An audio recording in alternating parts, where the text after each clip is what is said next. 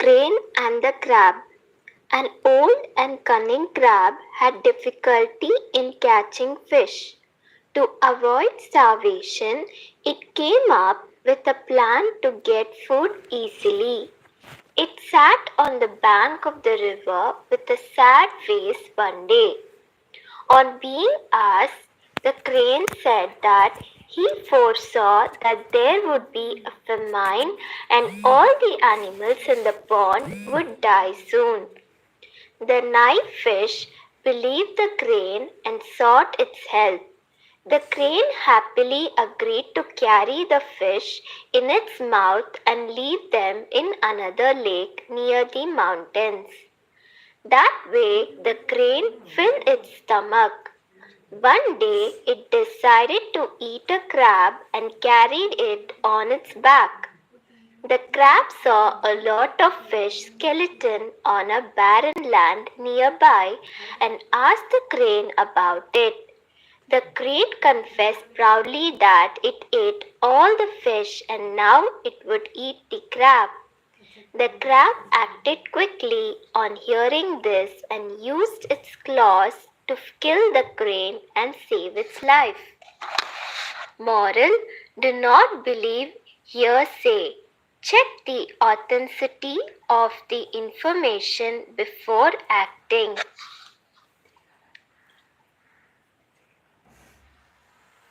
Crow and the Snake. Moral story. Once upon a time, a family of crows lived in a huge banyan tree. There was a father crow, a mother crow, and many baby crows. One day, a huge snake came to live in the hole at the bottom of the tree. The crows were unhappy about this, but could do nothing. Soon Mother Crow hatched a few more eggs and some more baby crows were born. When the crows flew out in search of food, the snake ate up the babies. When the crows returned, they could not find their babies. They hunted high and low, but to no avail. After a few months, Mother Crow gave birth to some more baby crows. This time, Mother Crow stayed home when Father Crow went out in search of food.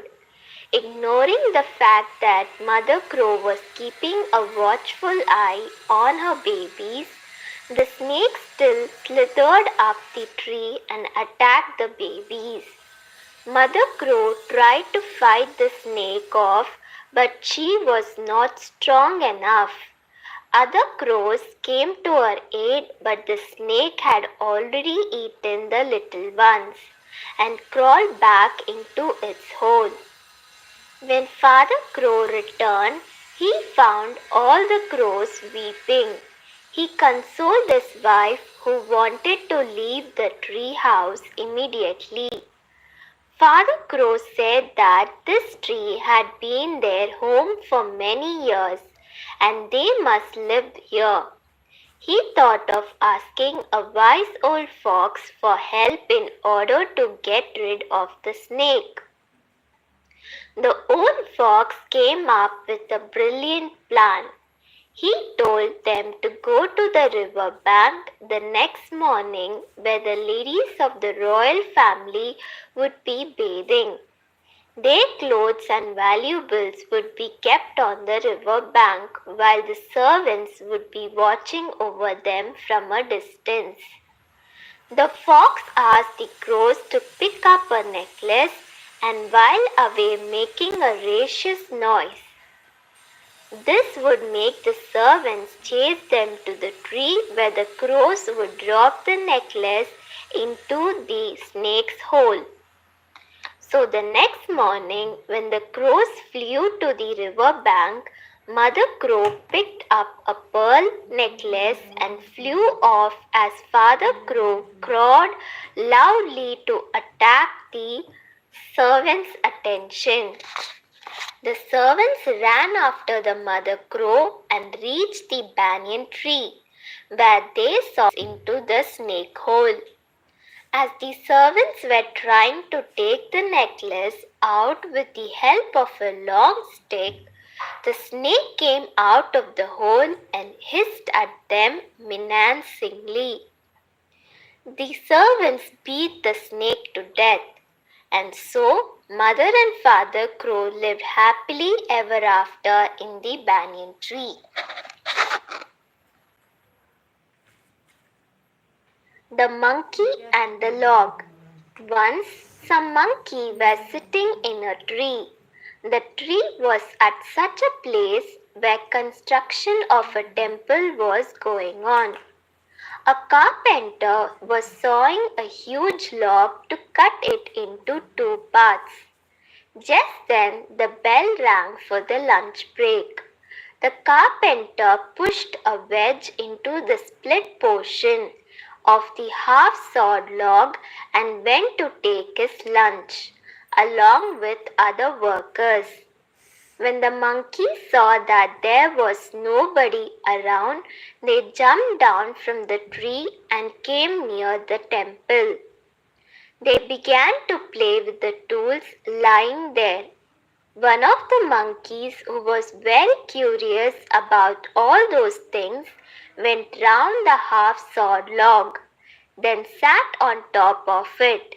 He spread his legs on both sides of the log, whereas his tail dangled through the split portion. Now the monkey started prying the wedge out of the log with his hands. Suddenly the wedge came out. The split parts of the log firmly snapped shut together, crushing the monkey's tail in between. The monkey cried in pain and jumped off the log, but his tail was cut off forever. The Fox and the Goat. A fox fell into a well and was unable to get out again. By and by a thirsty goat came by, and seeing the fox in the well, asked him if the water was good. "Good," said the fox. "It is the best water I ever tasted in all my life. Come down and try it yourself." The goat thought of nothing but the prospect of quenching his thirst and jumped in at once. When he had enough to drink, he looked about like the fox for some way of getting out, but could find none. Presently the fox said, "I have an idea. You stand on your hind legs and plant your forelegs firmly against the side of the well, and then I will climb onto your back, and from there, by stepping on your horns, I can get out. And when I'm out, I will help you out too." The goat did as he was requested, and the fox climbed onto his back and so out of the well, and then he coolly walked away. The goat called loudly after him and reminded him of his promise to help him out. But the fox merely turned and said, "If you had as much sense in your head as you have hair in your beard, you wouldn't have got into the well without making certain that you could get out again."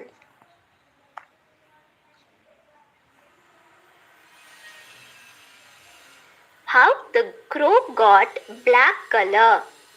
A boy named Arav got a doubt of how the crow got black color. So Arav ran to his mother with a picture and asked, "Mummy, why are crows black?" Mummy laughed and said, "Well, there was a time when crows were actually white." And she started telling a story. A long time ago, the sun asked the crow to deliver a ruby which he had put into a silken bag for his beloved, who was a princess on earth. While passing over a village, the crow felt hungry and decided to stop for a while. He hung the bag on a small branch of a tree and flew off in search of some food. Meanwhile, a merchant noticed the bag and pocketed the ruby. Instead, he put some rubbish in the bag. When the crow took the bag to the princess, she saw the rubbish in the bag and became very angry. Later, when the son came to know what had happened, he was so furious that under his burning glare, all the feathers of the crow got burned and turned black.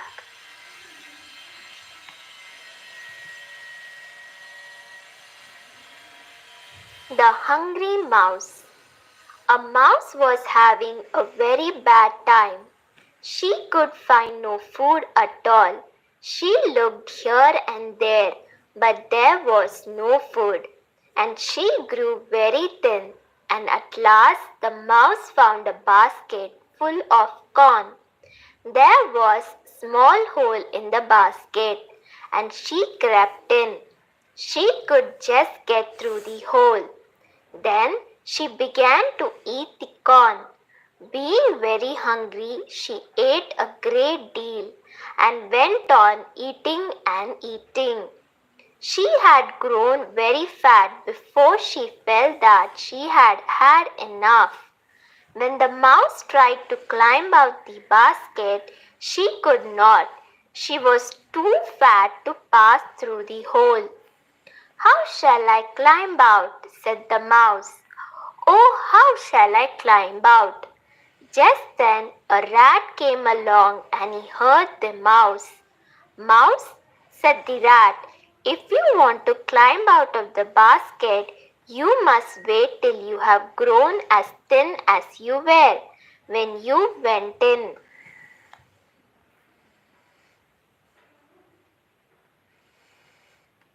Ant and the Dove. On a hot day of summer, an ant was searching for some water. After walking around for some time, she came near the river. To drink the water, she climbed up on a small rock. While trying to drink a water, she slipped and fell into the river. There was a dove sitting on a branch of a tree who saw an ant falling into the river. The dove quickly plucked a leaf and dropped it into the river near the struggling ant.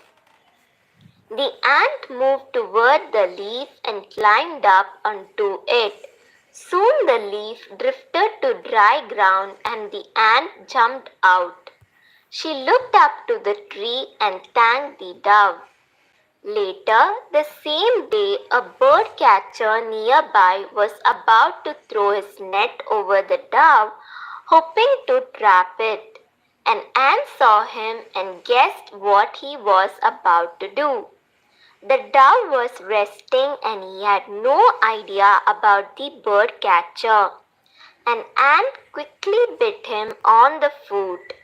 Feeling the pain, the bird catcher dropped his net and let out a light scream. The dove noticed it and quickly flew away. Moral: if you do good, good will come to you. One good turn deserves another.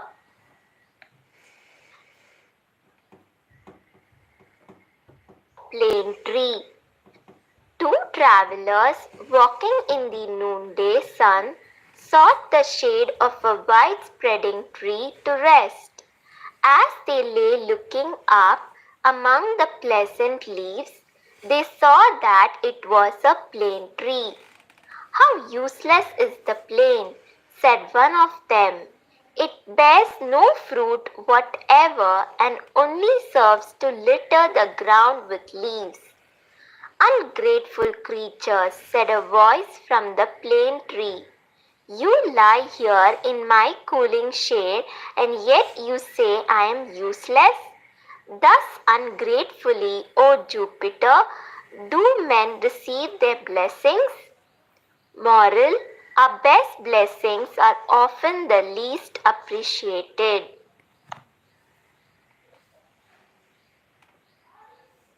The Oak and the Reeds. A giant oak stood near a brook in which grew some slender reeds. When the wind blew, the great oak stood proudly upright with its 100 arms uplifted to the sky. But the reeds bowed low in the wind and sang a sad and mournful song. You have reason to complain, said the oak. The slightest breeze that ruffles the surface of the water makes you bow your heads, while I, the mighty oak, stand upright and firm before the howling tempest. Do not worry about us, replied the reeds. The winds do not harm us. We bow before them, and so we do not break. You, in all your pride and strength, have so far resisted their blows. But the end is coming. As the reeds spoke, a great hurricane rushed out of the north. The oak stood proudly and fought against the storm, while the yielding reeds bowed low. The winds redoubled in fury, and all at once the great tree fell, torn up by the roots, and lay among the pitying reeds. Better to yield when it is folly to resist, than to resist stubbornly and be destroyed.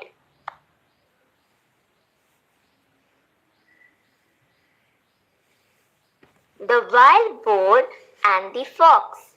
A wild boar was sharpening his tusk busily against the stump of a tree when a fox happened by. Now the fox was always looking for a chance to make fun of his neighbors. So he made a great show of looking anxiously about, as if in fear of some hidden enemy.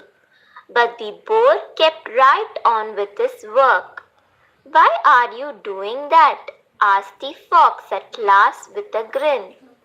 There isn't any danger that I can see. True enough, replied the boar. But when danger comes, there will not be time for such work as this.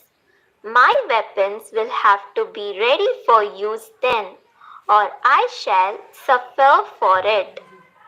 Moral: preparedness for war is the best guarantee of peace. The Mouse and the Weasel. A little hungry mouse found his way one day into a basket of corn.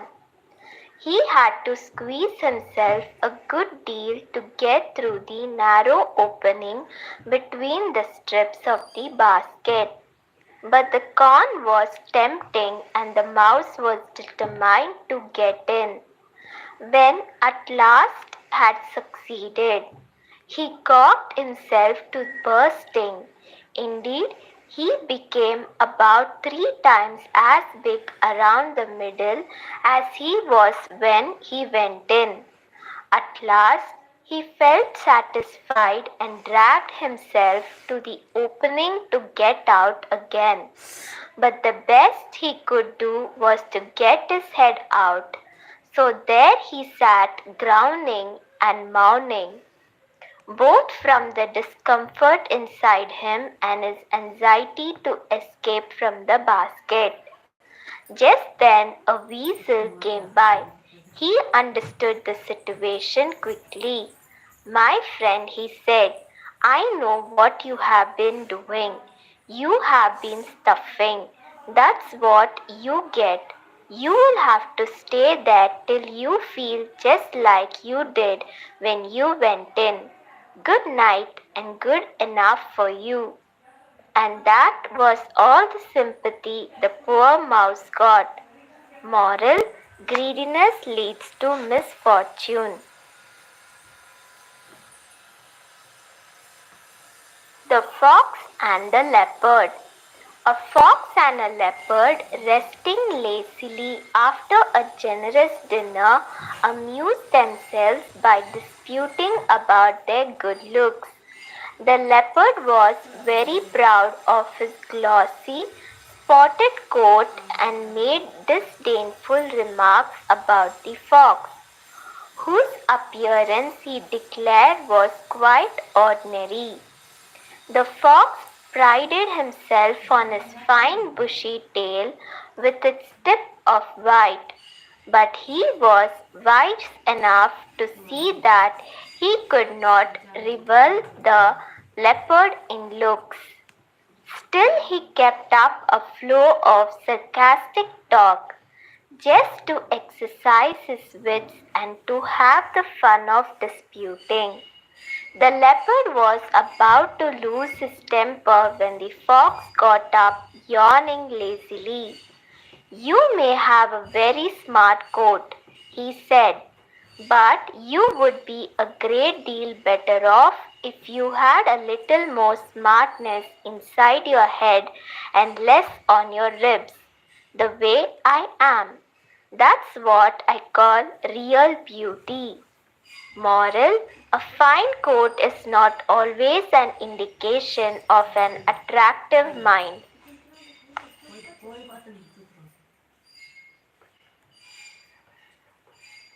The wolf in sheep's clothing. A certain wolf could not get enough to eat because of the watchfulness of the shepherds. But one night he found a sheepskin that had been cast aside and forgotten. The next day, dressed in the skin, the wolf strolled into the pasture with the sheep. Soon a little lamb was following him about and was quickly led away to slaughter. That evening the wolf entered the fold with the flock. But it happened that the shepherd took a fancy for mutton broth that very evening, and picking up a knife went to the fold. There the first he laid hands on and killed was the wolf. Moral: the evildoer often comes to harm through his own deceit.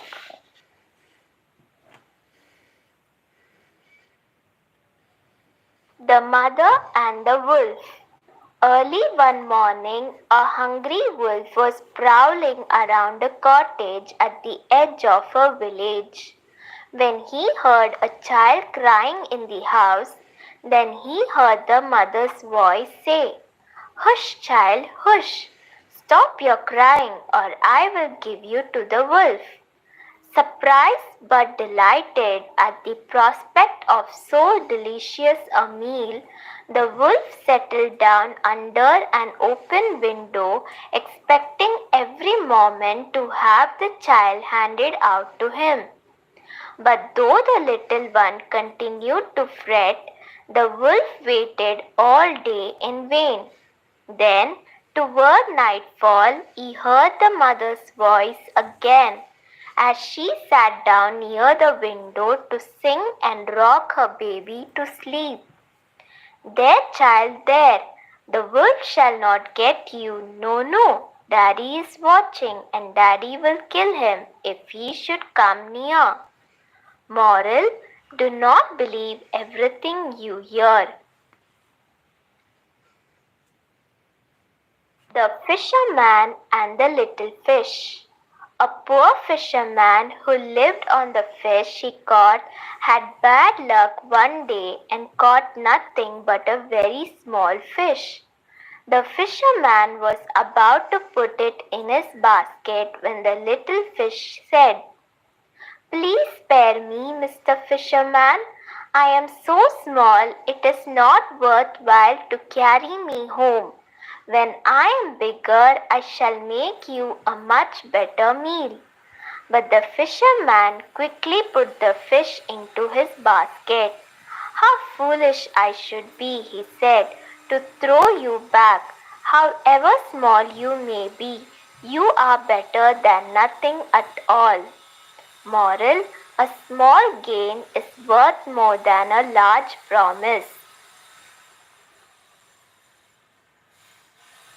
The Sheep and the Pig.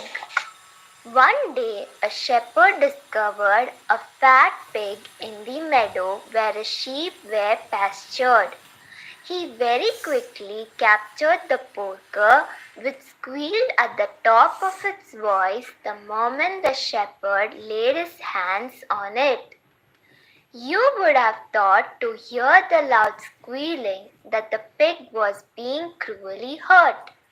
But in spite of its squeals and struggles to escape, the shepherd tucked his prize under his arm and started off to the butcher's in the marketplace.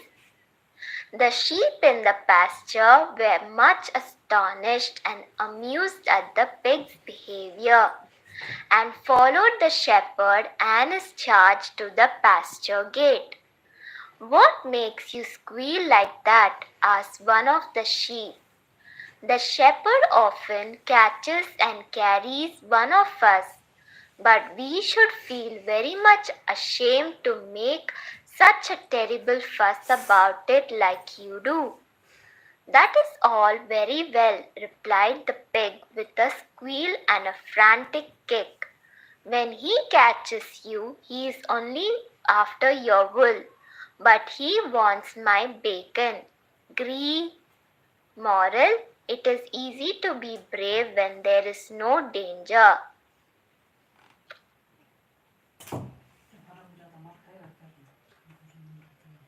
The Hare and the Tortoise. A hare was making fun of the tortoise one day for being so slow. "Do you ever get anywhere?" he asked with a mocking laugh. "Yes," replied the tortoise, "and I get there sooner than you think. I will run you a race and prove it." The hare was much amused at the idea of running a race with the tortoise, but for the fun of the thing he agreed. So the fox, who had consented to act as judge, marked the distance and started the runners off.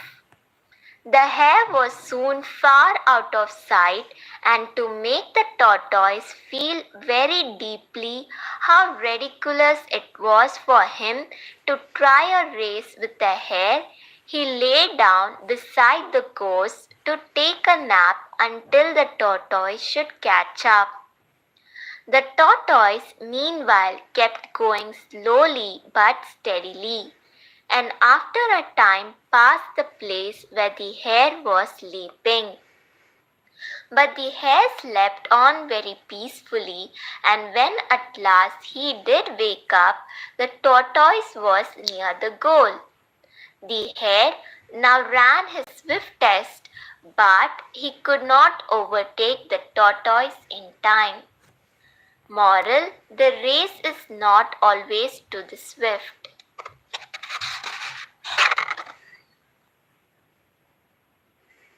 The Lion and the Ass. One day, as the lion walked proudly down a forest aisle and the animals respectfully made way for him, an ass brayed a scornful remark as he passed.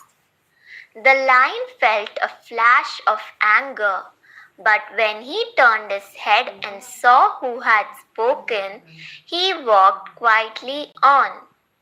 He would not honor the fool with even so much as a stroke of his claws.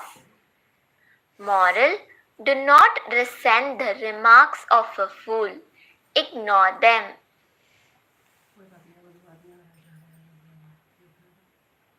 The Frogs Who Wished for a King. The frogs were tired of governing themselves. They had so much freedom that it had spoiled them, and they did nothing but sit around, croaking in a bored manner and wishing for a government that could entertain them with the pomp and display of royalty and rule them in a way to make them know they were being ruled. No milk and water government for them, they declared. So they sent a petition to Jupiter asking for a king. Jupiter saw what simple and foolish creatures they were, but to keep them quiet and make them think they had a king, he threw down a huge log, which fell into the water with a great splash. The frogs hid themselves among the reeds and grasses, thinking the new king to be some fearful giant. But they soon discovered how peaceable King Log was. In a short time, the younger frogs were using him for a diving platform, while the older frogs made him a meeting place where they complained loudly to Jupiter about the government. To teach the frogs a lesson, the ruler of the gods now sent a crane to be king of Frogland. The crane proved to be a very different sort of king from old King Log. He gobbled up the poor frogs right and left, and they soon saw what fools they had been. In mournful croaks, they begged Jupiter to take away the cruel tyrant before they should all be destroyed. "How now?" cried Jupiter. "Are you not yet content? You have what you asked for, and so you have only yourself to blame for your misfortunes." Moral: be sure you can better your condition before you seek to change.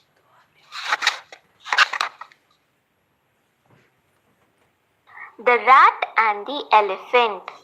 A rat was traveling along the king's highway. He was a very proud rat. Considering his small size and the bad reputation all rats have, as Mr. Rat walked along, he kept mostly to the ditch. He noticed a great commotion up the road, and soon a grand procession came in view. It was the king and his retinue. The king rode on a huge elephant adorned with the most gorgeous trappings. With the king in his luxurious howdah were the royal dog and cat. A great crowd of people followed the procession. They were so taken up with the admiration of the elephant that the rat was not noticed. His pride was hurt. "What fools!" he cried. "Look at me, and you will soon forget that clumsy elephant. Is it his great size that makes your eyes pop out, or is it his wrinkled hide? Why, I have eyes and ears and as many legs as he. I am of just as much importance, and—" But just then the royal cat spied him, and the next instant the rat knew he was not quite so important as an elephant. Moral: a resemblance to the great is something does not make us great. The Frog and the Well. Two frogs lived together in a marsh. But one hot summer the marsh dried up, and they left it to look for another place to live in. For frogs like damp places if they can get them. By and by they came to a deep well, and one of them looked down into it and said to the other, "This looks like a nice cool place. Let us jump in and settle here." But the other, who had a wiser head on his shoulders, replied, "Not so fast, my friend. Supposing this well dried up like the marsh, how should we get out?" Moral: think twice before you act.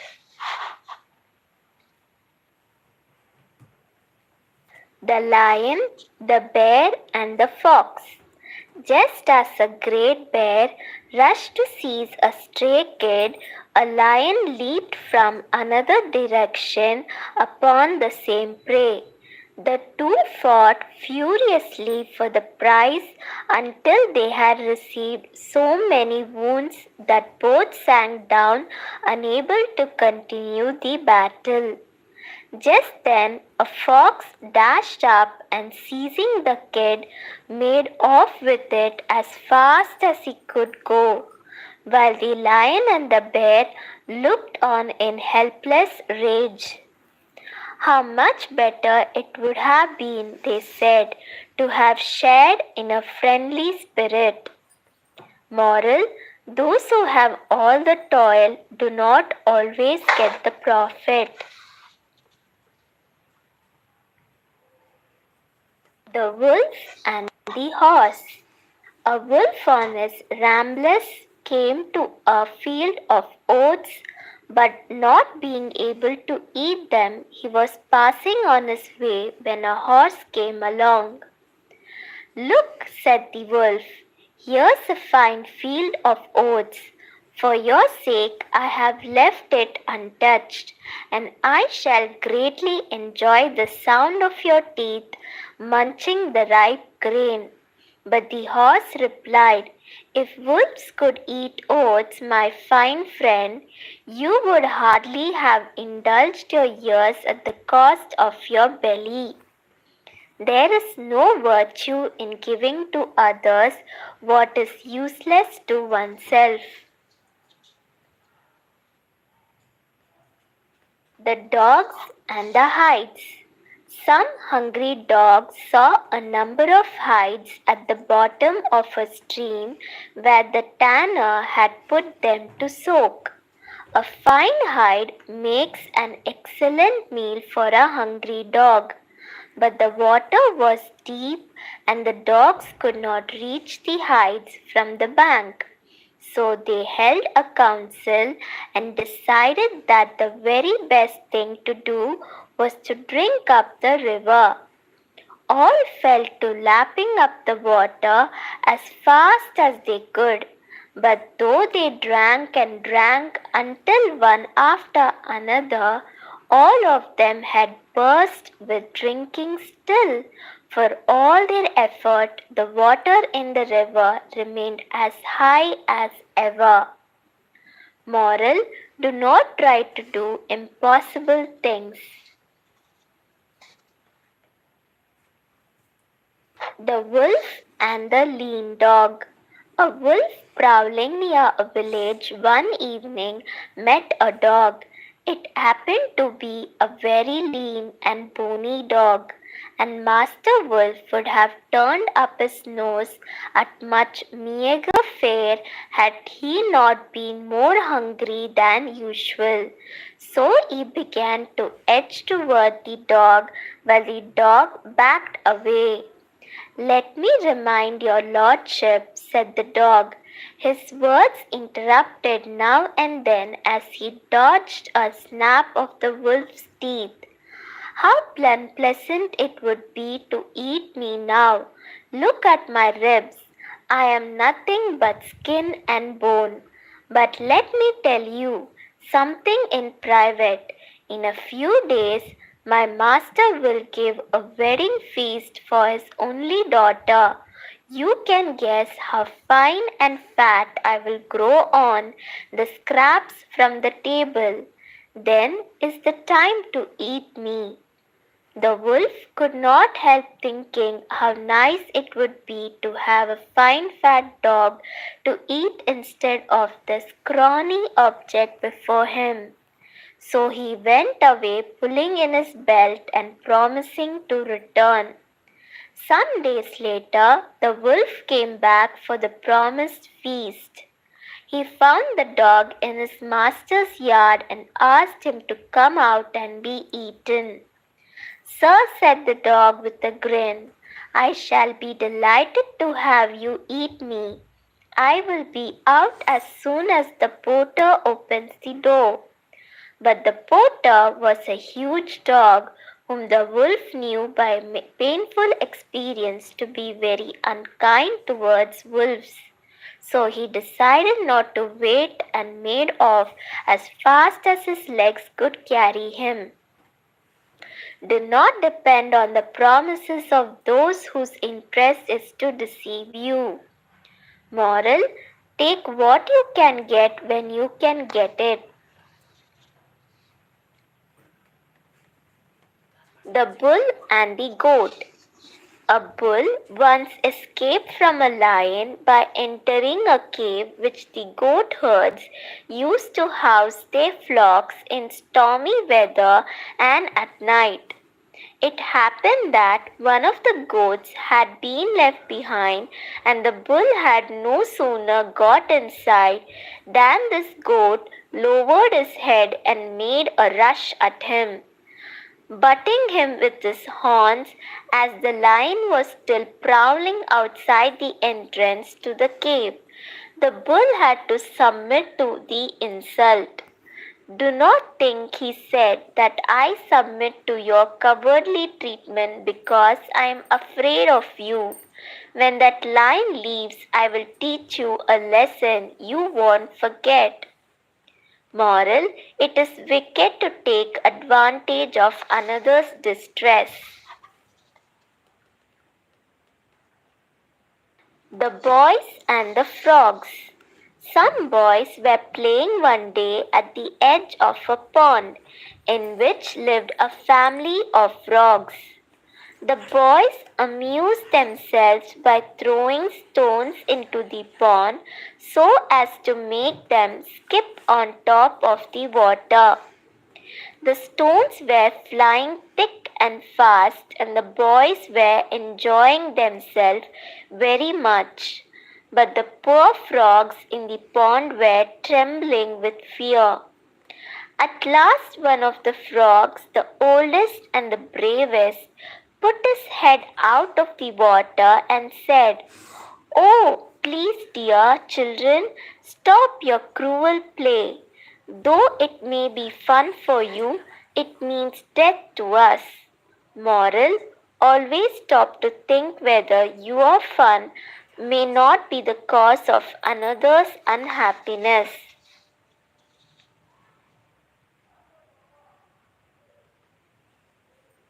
The Peacock and the Crane.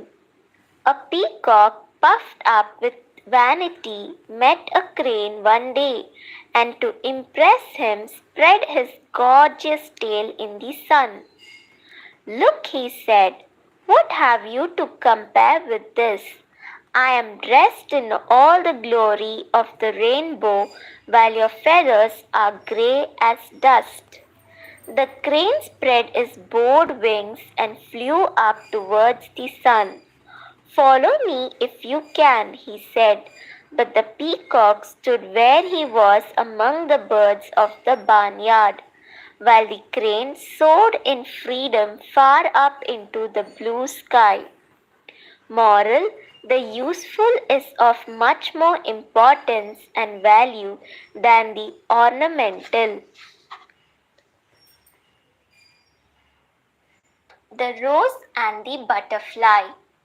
A butterfly once fell in love with a beautiful rose. The rose was not indifferent, for the butterfly's wings were powdered in a charming pattern of gold and silver. And so, when he fluttered near and told how he loved her, she blushed rosily and said yes. After much pretty love-making and many whispered vows of constancy, the butterfly took a tender leave of his sweetheart. But alas, it was a long time before he came back to her. "Is this your constancy?" she exclaimed tearfully. "It is ages since you went away, and all the time you have been carrying on with all sorts of flowers. I saw you kiss Miss Geranium, and you fluttered around Miss Mignotte until Honeybee chased you away. I wish he had stung you." "Constancy," laughed the butterfly, "I had no sooner left you than I saw Zephyr kissing you. You carried on scandalously with Mr. Bumblebee, and you made eyes at every single bug you could see. You can't expect any constancy from me. Moral: do not expect constancy in others if you have none yourself. The Town Mouse and the Country Mouse. A town mouse once visited a relative who lived in the country. For lunch, the country mouse served wheat stalks, roots, and acorns with a dash of cold water for drink.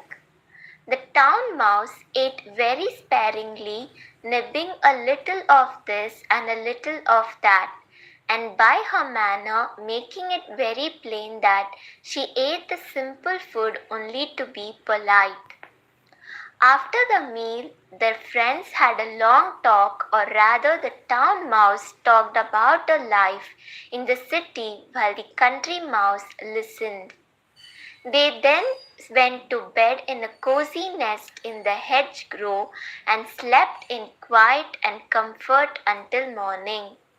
In her sleep, the country mouse dreamed she was a town mouse with all the luxuries and delights of city life that her friend had described for her. So the next day, when the town mouse asked the country mouse to go home with her to the city, she gladly said yes. When they reached the mansion in which the town mouse lived, they found on the table in the dining room the leavings of a very fine banquet. They were sweetmeats and jellies, pastries, delicious cheeses, indeed, the most tempting food that a mouse can imagine.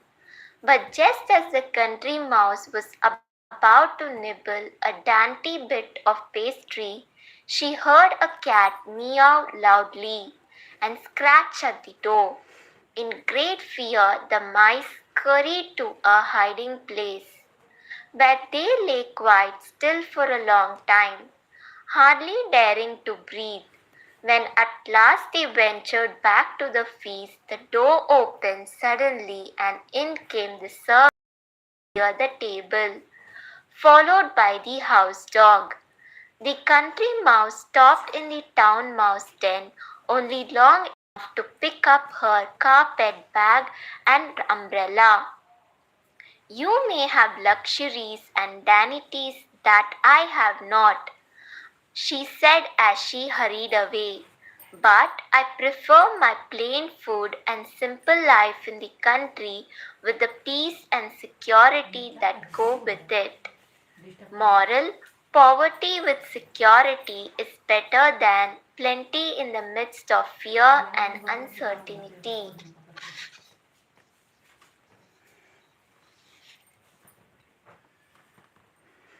The Cat and the Fox. Once a cat and a fox were traveling together. As they went along, picking up provisions on the way, a stray mouse here, a fat chicken there, they began an argument to while away the time between bites. And as usually happens when comrades argue, their talk began to get personal. You think you are extremely clever, don't you? Said the fox. Do you pretend to know more than I? Why, I know a whole sackful of tricks. Well, retorted the cat, I admit I know one trick only, but that one, let me tell you, is worth 1,000 of yours. Just then, close by, they heard a hunter's horn and yelping of a pack of hounds. In an instant, the cat was up a tree, hiding among the leaves. This is my trick, he called to the fox. Now let me see what yours are worth. But the fox had so many plans for escape, he could not decide which one to try first. He dodged her here and there with the hounds at his heels. He doubled on his tracks, he ran at top speed. He entered a dozen burrows, but all in vain. The hounds caught him and soon put an end to the boaster and all. Moral: common sense is always worth more than cunning.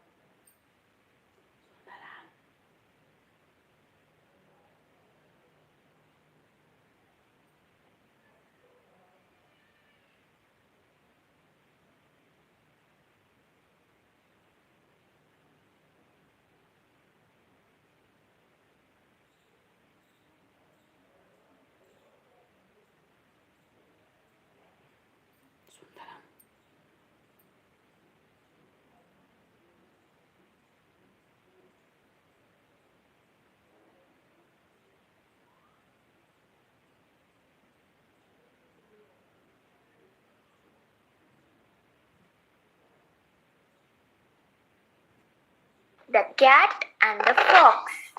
Once a cat and a fox were traveling together.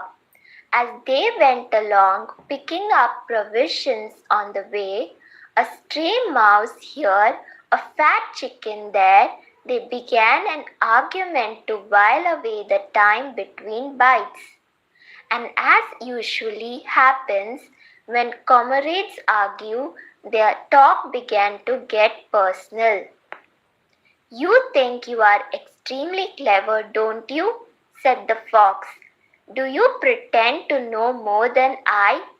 Why, I know a whole sackful of tricks." "Well," retorted the cat, "I admit I know one trick only, but that one, let me tell you, is worth 1,000 of yours." Just then, close by, they heard a hunter's horn and yelping of a pack of hounds. In an instant, the cat was up a tree, hiding among the leaves. "This is my trick," he called to the fox. "Now let me see what yours are worth." But the fox had so many plans for escape, he could not decide which one to try first. He dodged her here and there with the hounds at his heels. He doubled on his tracks, he ran at. He entered a dozen burrows, but all in vain. The hounds caught him and soon put an end to the boaster and all his tricks. Moral: common sense is always worth more than cunning.